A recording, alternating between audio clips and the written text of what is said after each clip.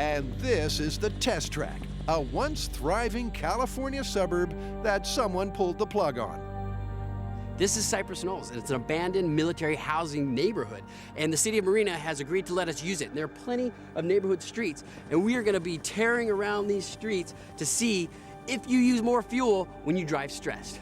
The place is so decrepit that Carrie's forced to make some running repairs.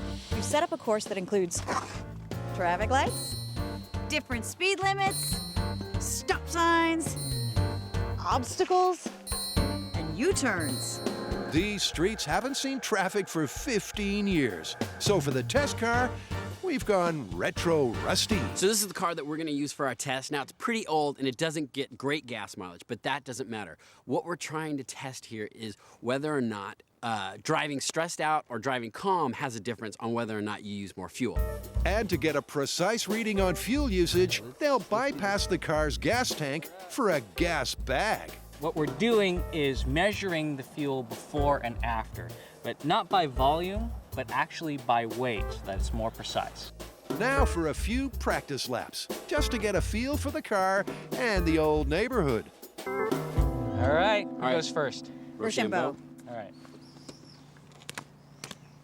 Dynamite. There's no dynamite. No, you're pointing at me, that means I go first. Carrie's marked out a 4-mile course that, like most racetracks, finally brings you back to where you started. Grant's the first to try a test lap. Approaching playground, on right. On the playground, on right, then turn left. Then Tori tries cruising the cul-de-sacs. It's like a modern-day ghost town. Turn left on Lindsay Street, then arrive at Smashed Computers. All right, looking for smashed computers. Does this GPS sound condescending, or is it just me? Am I the only one that feels this way? Turn right on 4th Avenue. I'm the sole survivor. I'm searching for a lone survivor. Hopefully it's a female so I can start procreating. That's enough of that, though it might surprise Tori to learn that a rather more wholesome fantasy awaits him just around the corner.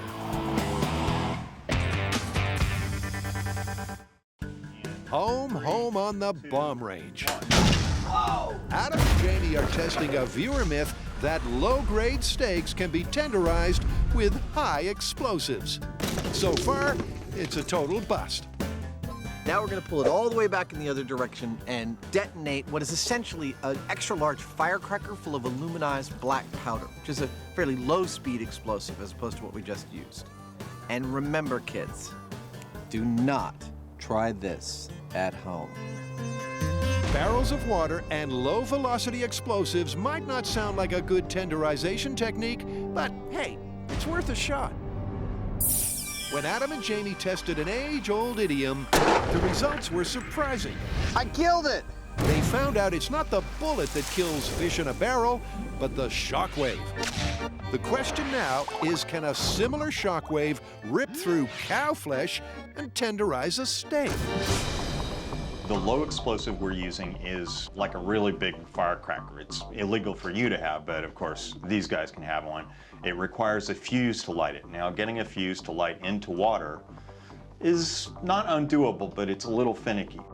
Finicky for some, but for JD, it's just like shooting fish in a barrel. Well, that was a nice little blast. It sure was. The bucket's destroyed. But more importantly, how's the steak? Well, that went perfect. The explosion went off and we didn't ruin our bag of meat. Now, I can't tell anything specific just by touching this meat. The proof in any improvement in texture is really going to be in the cooking. 1, 2, 3. The bag's intact, so the steak's still good to eat.